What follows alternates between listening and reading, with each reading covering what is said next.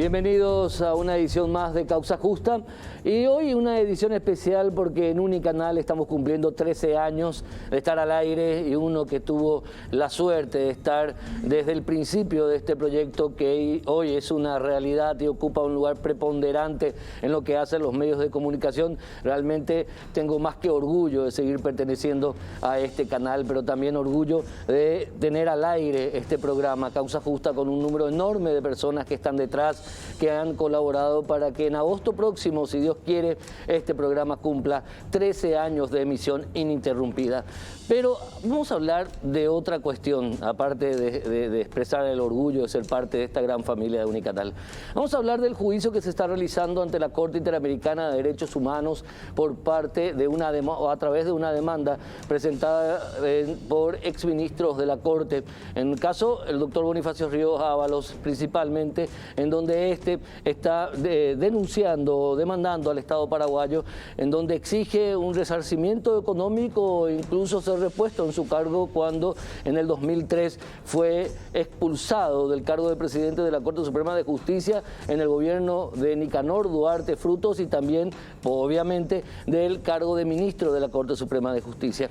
¿Y qué se debate principalmente en este juicio ante la Corte Interamericana de Derechos Humanos? Se debate lo que hace a la estabilidad jurídica de aquellos que ejercen la alta responsabilidad de impartir justicia, de aquellos también hombres y mujeres que tienen la tarea en un país como este, en donde la institucionalidad cada vez está más debilitada, de tratar de dar a cada uno lo que se merece de acuerdo a las normas. Es muy difícil esto. Se debate también la imagen del Paraguay como un país en donde las garantías constitucionales se respeten. Se debate también en este juicio no solamente la situación de Bonifacio Ríos Ábalos, sino también se debate lo que hace principalmente a la imagen país como un país en donde se debería respetar la institucionalidad, en lo que hace a las garantías, en lo que hace a la principalmente seguridad jurídica. Eso es en el fondo lo que se está debatiendo en este juicio, que tiene que ver con dos ministros de la Corte Suprema de Justicia, uno de ellos ya fallecido,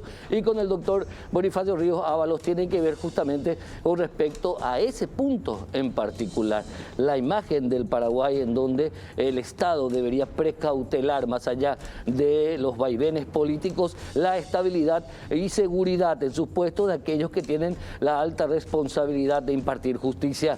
Esa imagen es la que está debatiéndose y vamos a ver de qué manera queda el Estado paraguayo, donde es juzgado de esta manera por lo que se ha denunciado fue un proceso irregular en donde se barrió prácticamente con toda la Corte Suprema de Justicia en ese proceso durante el gobierno de Nicanor Duarte Frutos. Ese es el punto principal, la seguridad jurídica. A la vuelta del corte volvemos con el primer tema del día de hoy, pero ya de adelanto, todos los temas son muy interesantes, pero hay un testimonio hablando de seguridad jurídica que hoy les va a impactar. El testimonio de una actuaria judicial de los tribunales de Boquerón que se atrevió a denunciar hoy una irregularidad. Hoy ella está apartada del caso. Este y otros temas en la edición de hoy de Causa Justa.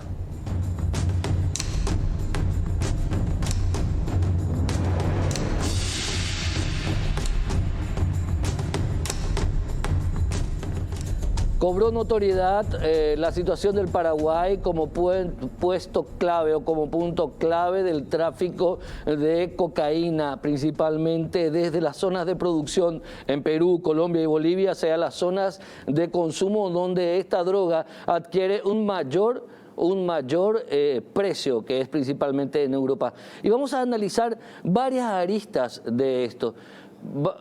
Vamos a analizar varias aristas de esto porque esta cuestión del narcotráfico tiene muchos elementos. Uno de sus principales elementos, ¿cuál es?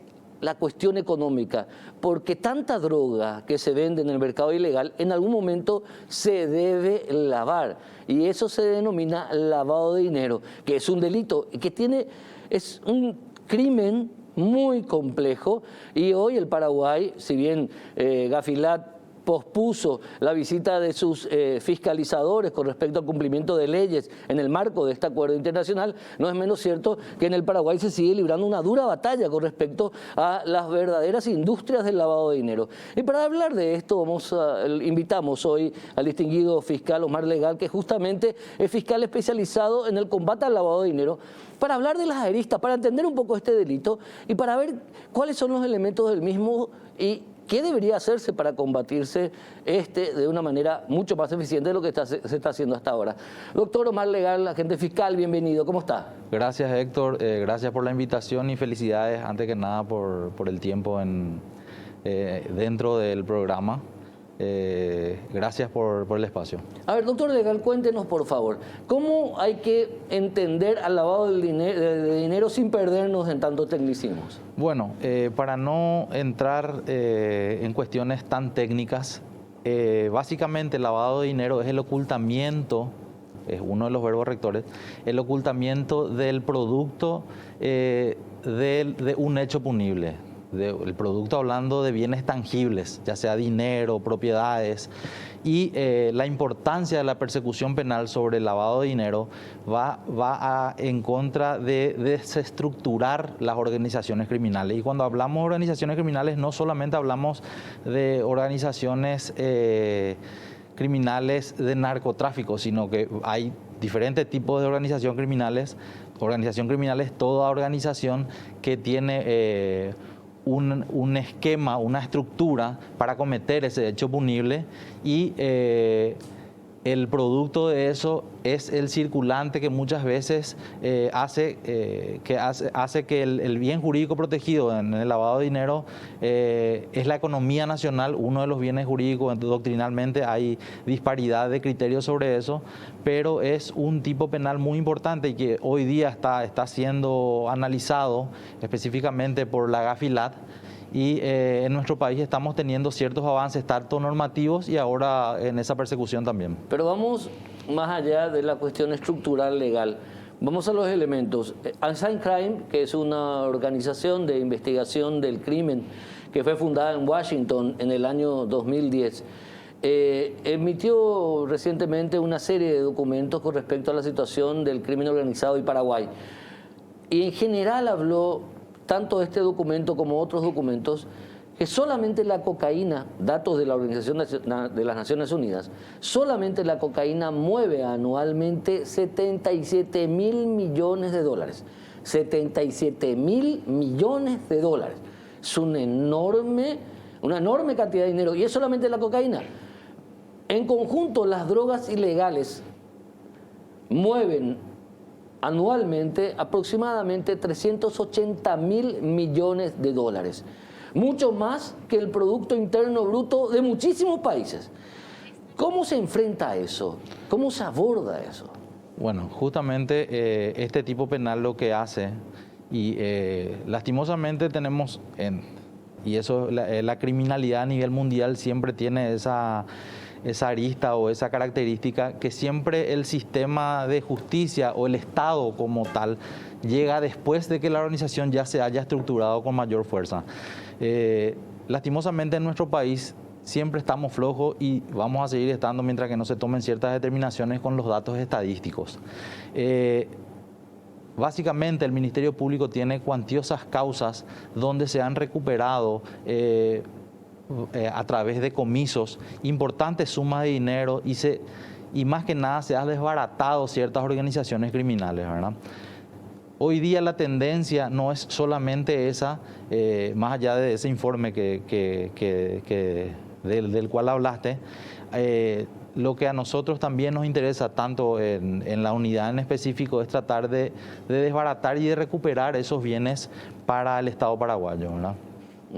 Ahora, cuando me decís que hay ciertas debilidades estructurales para enfrentar de manera mucho más correcta al crimen paralelo al narcotráfico o al crimen consecuente del tráfico o de la asociación criminal, ¿cuáles son, que es el lavado de dinero, cuáles son esas herramientas que deberían tomarse? No, en realidad cuando hablo de eso es que normalmente, y una cuestión de política criminal, siempre llegamos después de que ellos hayan ya Claro. se hayan estructurado. Entonces, además de que nosotros tenemos que realizar nuestro trabajo bajo el amparo de las leyes, entonces siempre hay cierta burocracia como solicitudes a los juzgados, hasta los pedidos o los análisis de inteligencia llevan su trabajo, llevan su costo, llevan su tiempo.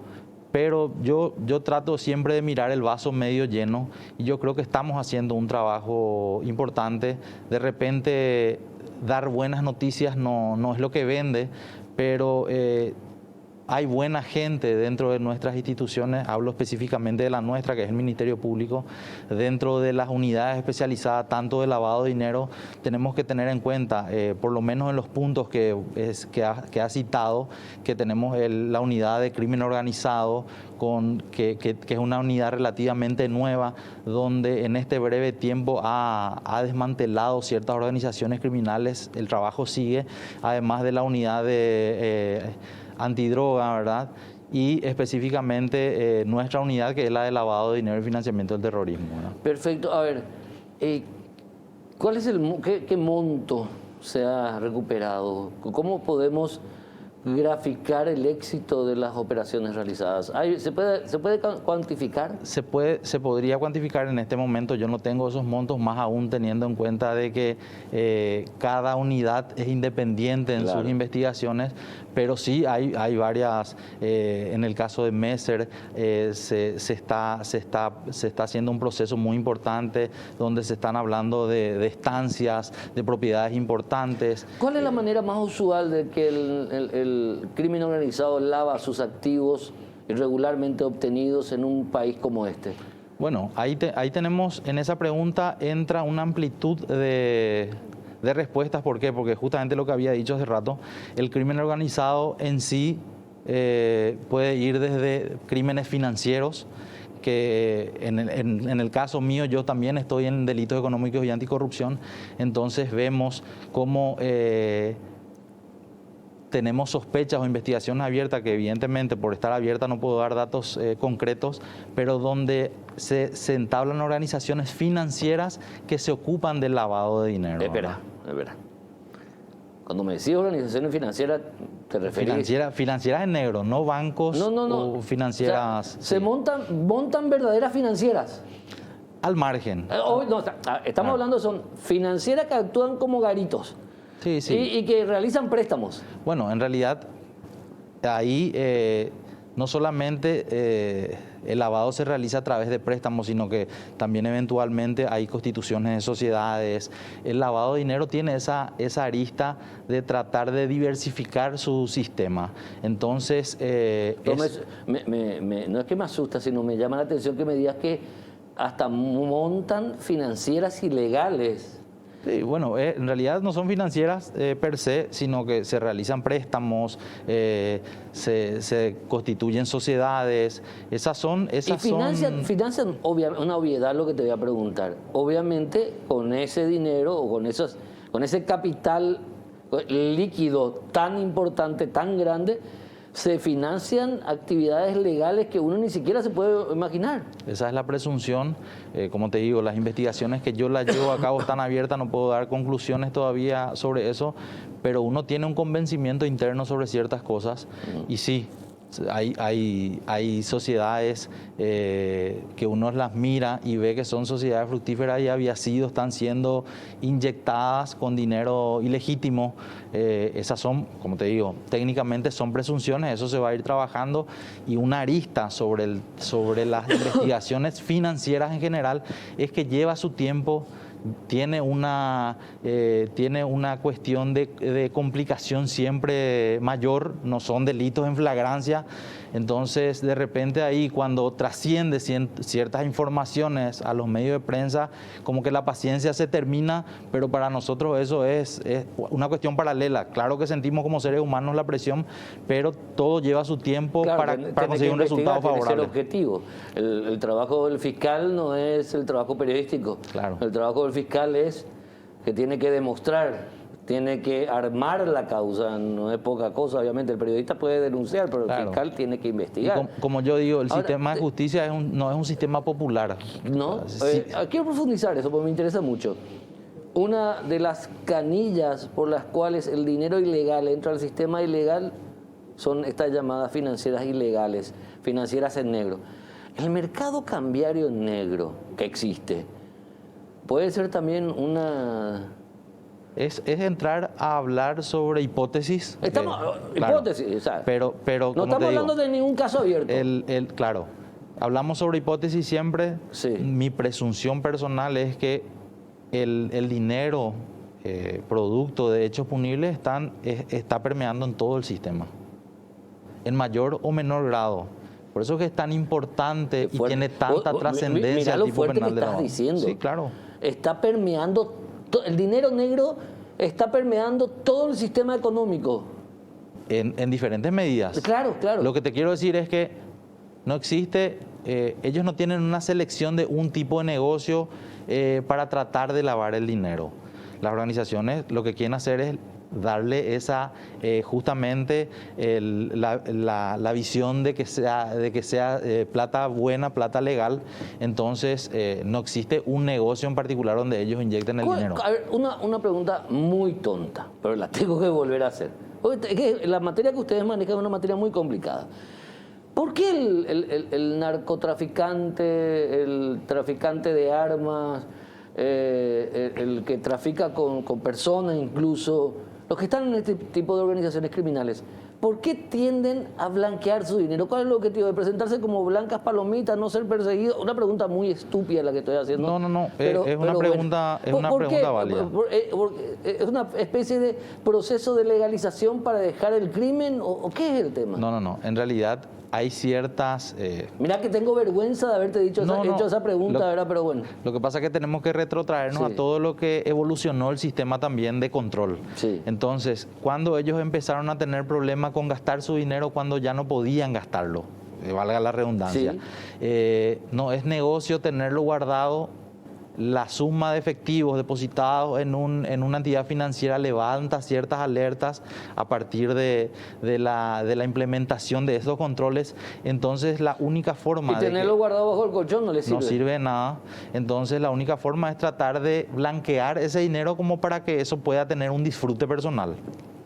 Al final también. Claro. Ese es el fin. Ese es el fin. Al final lo que ellos hacen es pagar para tratar de disfrutar del producto de ese dinero que es cuantioso en realidad. No, estamos hablando, solamente la cocaína mueve en el mundo 77.000 millones de dólares por año. Finalmente, mi querido doctor, nos está dando un pantallazo muy interesante y vamos a seguir tocando el crimen organizado. Contigo tocamos esta arista del lavado de dinero. Pero finalmente, cuando vos me decís, y me preocupa mucho, de una u otra medida el dinero sucio permeó o está permeando la estructura comercial legal en el Paraguay. ¿Cómo podemos cortar eso? Ustedes necesitan más herramientas, más presupuesto, más tecnología, más colaboración con otros países. ¿Qué necesitan ustedes como investigadores? En realidad, esa permeabilidad que hablaba se da a nivel mundial. Por eso justamente que hoy día está viniendo el Gafi a hacer su evaluación aquí. Estos crímenes tienen la arista de ser transnacionales, son hechos punibles que no conocen de frontera. Es más, se amparan en esa falta de comunicación que existía muchas veces entre países. Y yo creo que hay una evolución positiva, lenta, burocrática seguramente, pero que lastimosamente es así siempre. En cuanto al trabajo transnacional, ¿verdad? Hay siempre hay cierto recelo sobre la información puntual de cada país, pero hoy día se está avanzando de manera muy importante. Esta cuestión de la evaluación en particular es una medición muy positiva para nosotros, es un trabajo que nos está dando los criterios como para mejorar también. Para mejorar, sí. Pero obviamente más tecnología, más presupuesto, más agentes fiscales, mejores leyes para protegerles a ustedes, más seguridad en sus puestos de trabajo, porque ustedes cada 5 años tienen que ir a un proceso de reelección. Imagínate vos, que son una persona que investiga lavado de dinero, que le toca el interés de personas muy poderosas, que tienen a su vez nexos o directamente son políticos, que a su vez tienen sus propios representantes en el Congreso, que a su vez eligen miembros del jurado de enjuiciamiento de magistrados y miembros del Consejo de la Magistratura. Decime vos con todo esto que te dije, si vos podés investigar tranquilo. Bueno, mira, te estoy no, mira, me gusta que me hayas preguntado eso, las Héctor, cosas claras. porque en realidad, bueno, es de público conocimiento, yo tengo causas de lavado de dinero sobre políticos. Sí. Sobre políticos importantes. Muy importantes. Entonces, sí, siempre uno tiene el temor de que, porque mal o bien, uno invirtió tiempo, dinero y conocimiento a la carrera judicial que uno tiene, ¿verdad? Y siempre existe el miedo de que te manden a la calle a través de esas estructuras de poder. Pero yo creo que es una cuestión personal de cada uno. Y siempre digo, si me tengo que ir a mi casa por hacer bien las cosas, me voy. ¿Qué voy a hacer? Ya está. Omar Legal, agente fiscal, especializado en combate al lavado de dinero. Muchísimas gracias. Por favor, Héctor, a usted. Bueno, datos interesantes que podemos contar para cerrar este bloque. En el 2020 se ha devuelto al Estado más de 6.000 millones de guaraníes que fueron producto del lavado de dinero. Y en los últimos 3 años, 20.000 millones de guaraníes se ha devuelto al Estado.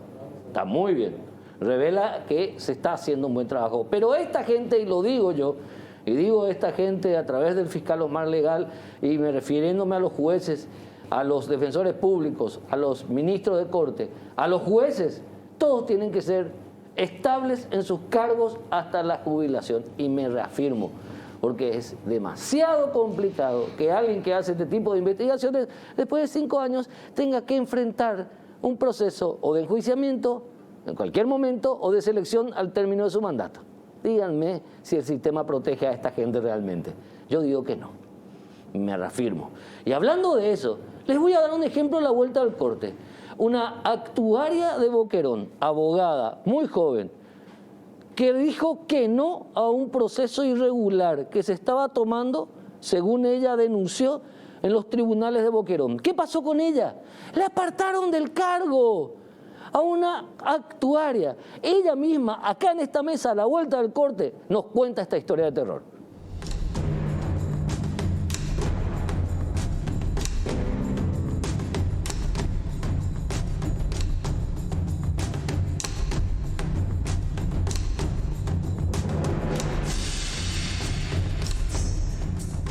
Estamos hablando en el programa de seguridad jurídica, estamos hablando de estabilidad de fiscales, jueces, estamos hablando de la responsabilidad de las personas que tienen la potestad de administrar la justicia. Y también están las personas, profesionales todos, que ocupan cargos dentro de la estructura de justicia.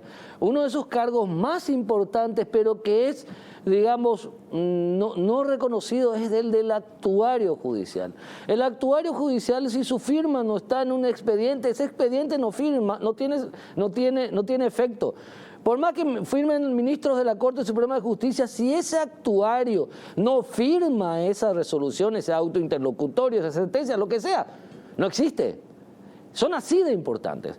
Por eso el testimonio de la querida colega abogada, actuaria en los tribunales de Boquerón, es tan importante porque lo que nos va a contar demuestra que aquel que pretende patear el tablero en este país no es protegido. Viviana Jiménez, ¿cómo estás, querida? Bienvenida, distinguida colega abogada. Gracias por estar con nosotros. Es bastante complicada tu historia. Sos una persona que se decidió a decir que no en un proceso que vos denunciaste como inadecuado o irregular y por eso fuiste apartada del cargo y hasta ahora no te podés mover prácticamente. Bienvenida. Muchas gracias. Y así es como estabas comentando. Yo soy actuaria judicial del Tribunal de Apelaciones de la Circunscripción Judicial de Boquerón, actualmente a disposición de Recursos Humanos. Y todo en consecuencia un informe que yo había elevado al Consejo Superintendente de la Corte Suprema de Justicia, es fecha 11 de diciembre del 2020. Es sobre el expediente caratulado Dionisio Garcete y otros contra la firma agroinversora occidental y otros sobre interdicto de recobrar la posesión. ¿Qué se debate en ese expediente? ¿La posesión de La qué? posesión de 12.000 hectáreas. 12.000 hectáreas en el Chaco. Sí, Perfecto. exactamente. Este expediente ya había tenido una sentencia en primera instancia. Se presentó incidentes de nulidad. Posteriormente se le recusa al juez de primera instancia, al juez Gustavo Martínez.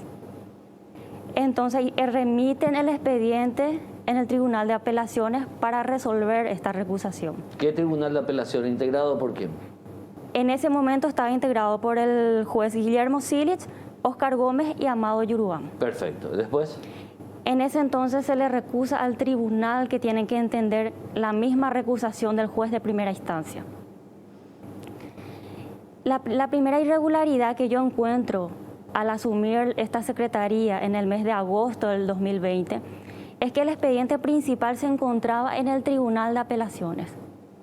Y en cumplimiento al proceso, según el Código Procesal Civil, dice que para resolver la recusación el expediente principal tiene que seguir al juzgado que sigue en orden de turno, armar el cuadernillo y ese cuadernillo ser remitido al Tribunal de Apelaciones para su resolución, cosa que no se hizo.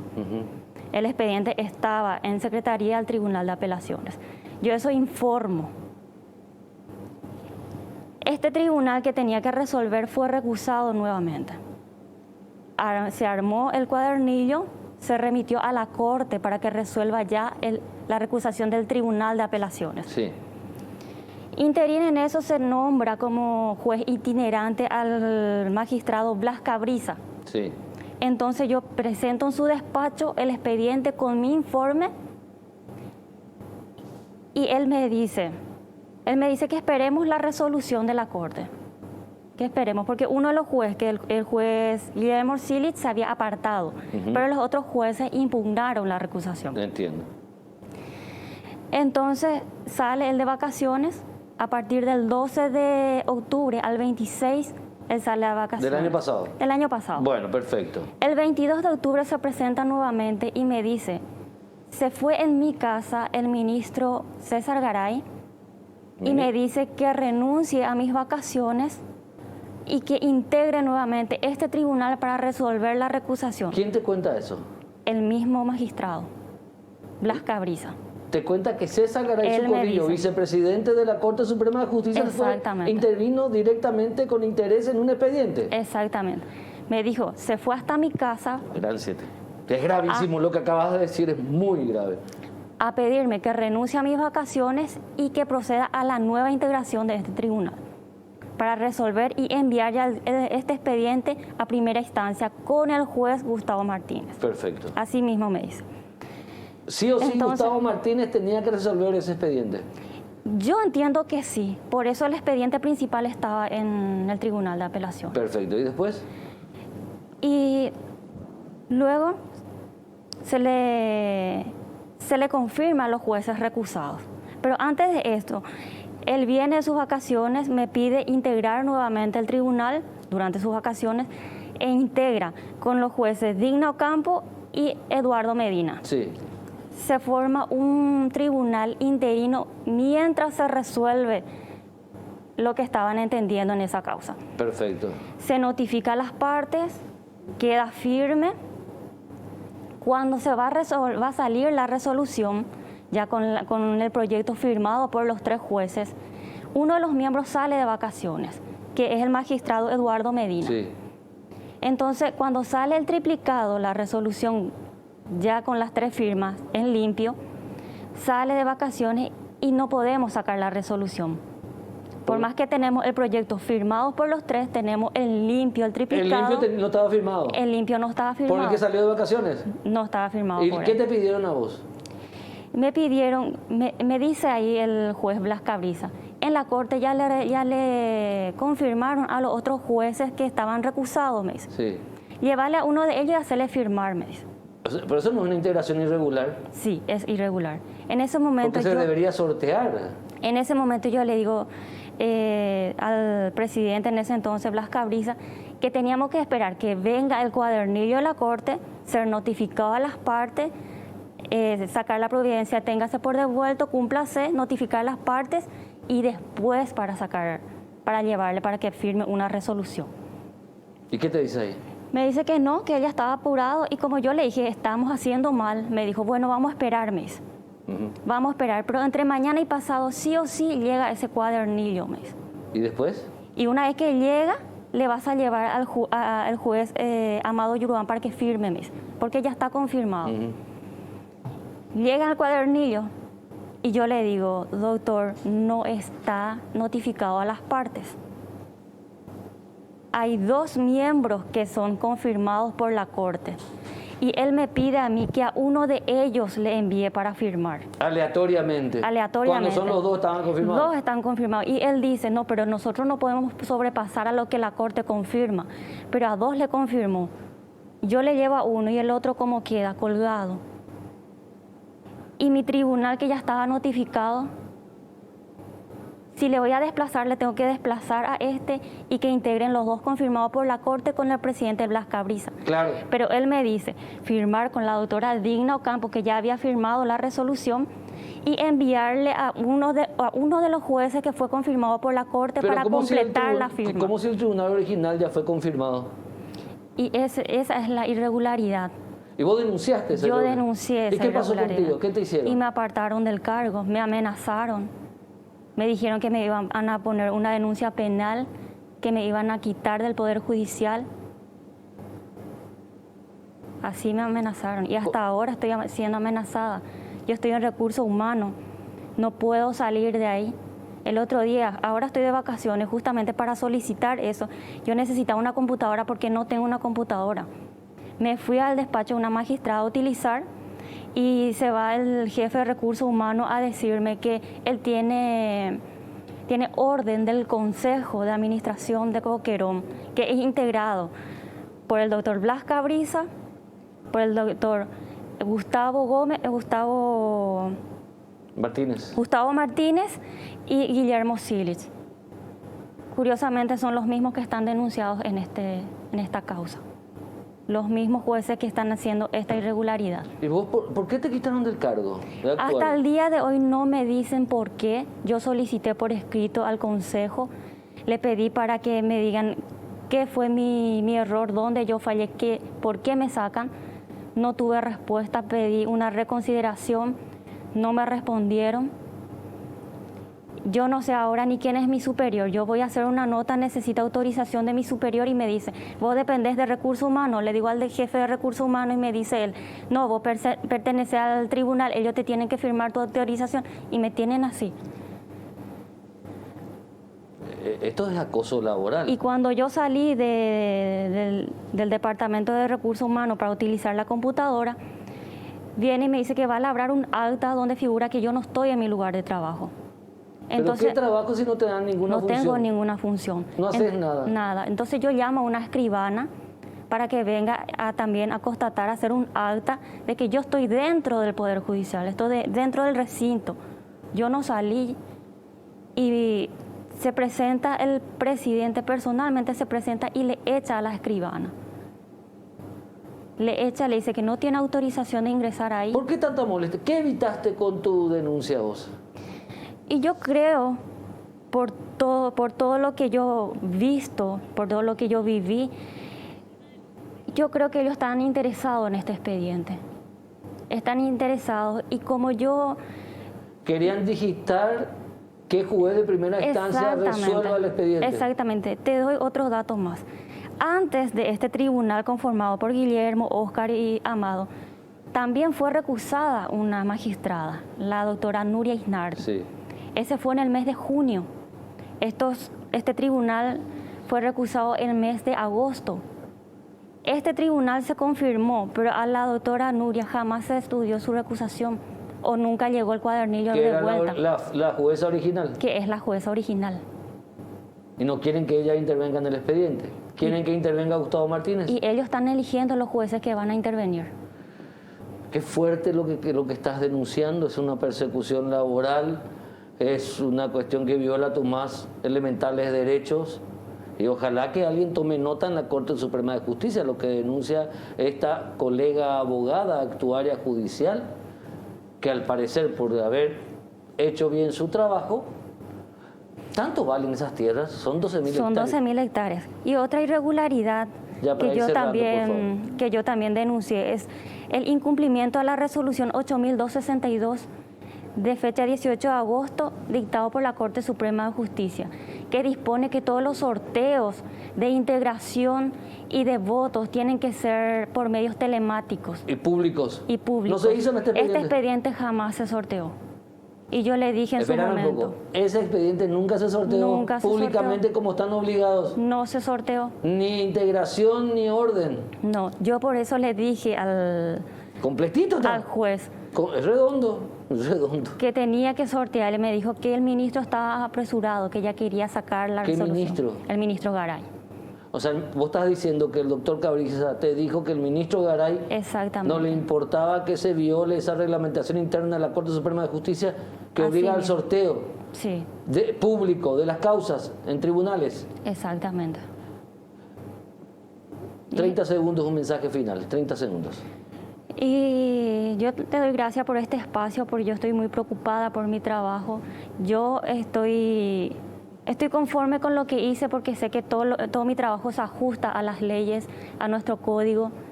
Y sé que por encima de todo juez o ministro está un Dios, que para él también el callar una injusticia es complicidad. Perfecto. Viviana Jiménez, durísima declaración, durísimo relato, durísimo testimonio. Si esto no es inseguridad jurídica, díganme qué es.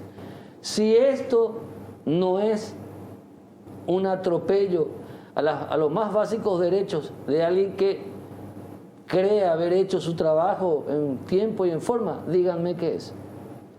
Y esto pasa dentro del Poder Judicial. Alguien tiene que explicar esto. A la vuelta del corte vamos a recibir la distinguida visita del doctor Eduardo Pérez Avid, titular de la Asociación de Abogados Laboralistas del Paraguay, y también del querido doctor Enrique López Arce, titular de la Oficina de Empleos de la ANR. Vamos a hablar con respecto a los derechos laborales en tiempos de emergencia.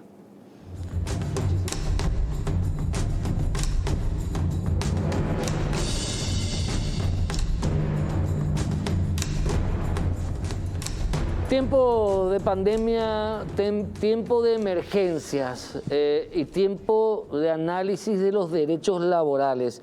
Derechos laborales en tiempo de emergencias, cómo abordarlos, qué hacer, modificar la estructura jurídica en torno a este ámbito. Nos acompañan, por un lado, el doctor Eduardo Pérez Avid, titular de la Asociación de Abogados Laboralistas del Paraguay, y también el doctor Enrique López Arce, titular de la Oficina de Empleos de la ANR. ¿Cómo comenzamos a analizar esto? ¿Cuáles son los puntos que deben ser tomados en cuenta para un debate amplio y que llegue a la modificación o la aplicación de reglas más claras y contundentes? Muy buenas noches, Héctor. Felicidades ya estamos por tus 13 años de programación, así que las felicitaciones de parte de todos los abogados que estamos siempre pendientes de tu programa. Bueno, la pandemia ha generado realmente una distorsión en muchos casos de lo que son las relaciones laborales. Se han incorporado nuevas figuras en todo este tiempo, como el teletrabajo, que ni siquiera está legislado. No tenemos una norma, está todavía eso en la Cámara de Diputados para una revisión. Pero sin embargo se ha llevado a la práctica. Los trabajos en plataformas virtuales también se ha acentuado porque la gente ha tenido que ver algunos tipos de servicios y básicamente tomarse de algunas plataformas para realizar ese tipo de trabajo. Y por otro lado, la gran recesión que estamos teniendo, eso lo habíamos visto incluso en tu programa en aquel entonces cuando empezaba la pandemia, de toda la crisis que se veía venir. Y esa crisis realmente está llegando a un pico alto, y de ese pico alto no nos hemos recuperado, lamentablemente. Las MIPYMES no tuvieron un apoyo decidido de parte del gobierno, de parte del Estado en políticas de crediticias. Si bien es cierto, la AFD destinó algunos montos finalmente fueron los bancos y las entidades crediticias las que impusieron sus criterios para otorgar esos créditos, que en muchos casos no llegaron porque las condiciones que se requerían eran irreales para un tiempo de emergencia. Extremadamente duros e irreales para el tiempo que vivimos, ¿verdad? Y el gran sector de trabajadores ha tenido las grandes consecuencias de un aumento del desempleo por un lado y por otro lado también... ¿Hay una inseguridad laboral, Eduardo? Seguimos con la inseguridad laboral porque si ustedes se fijan en el decreto que sale hasta hoy día, mediante la cual se establecen las políticas preventivas para evitar el contagio, imagínense, para los trabajadores en principio 60 años en adelante y hoy día 65 años en adelante, y para los trabajadores que son vulnerables, o sea, que tienen enfermedades base, se le prohíbe ir a trabajar. Se le prohíbe ir a trabajar mediante ese decreto. Entonces el empleador dice, yo no puedo darte el trabajo por más que vos quieras trabajar porque está el decreto. Y en algunos casos esos tipos de trabajadores que están en ese segmento obtienen la compensación económica del IPS, pero en muchos casos no ocurre eso. Entonces imagínense ese padre de familia, esa madre de familia que se ha quedado sin salario en todo este tiempo, porque finalmente el Estado, el gobierno le dice al empleador, usted no le puede dar trabajo por la pandemia a este segmento de trabajadores. Entonces, ¿qué hacer, doctor Enrique López Arce? Bueno, en primer lugar, me sumo a las felicitaciones. En realidad yo tengo un doctorando, pero en gestión de empresas, claro, para asegurar cierto. Eso, ¿verdad? Todavía inconcluso. Enrique, entonces, está bien. Acostumbrado acá le llamamos a todo el mundo doctor, así que no te preocupes. Enrique, entonces. Bueno, en primer lugar hay que entender que el mercado laboral paraguayo es 2/3 informal y 1/3 formal. Hay que decir esto porque hay dos Paraguay, ¿verdad? Hay un Paraguay formal, hay un Paraguay que cumple las leyes laborales, que merece nuestro respeto, que son las personas que sacan dinero de su bolsillo y a pesar de la competencia desleal, cumplen con todo y respetan al trabajador. Ese Paraguay, aunque sea 1/3, existe y merece nuestro reconocimiento. Y por otro lado está el 2/3, que antes de la pandemia ya no cumplía luego, Héctor, las leyes laborales. Ya había luego abusos, ¿verdad? Esto no es nuevo, no es de la pandemia, pero lastimosamente con la pandemia esto se multiplica.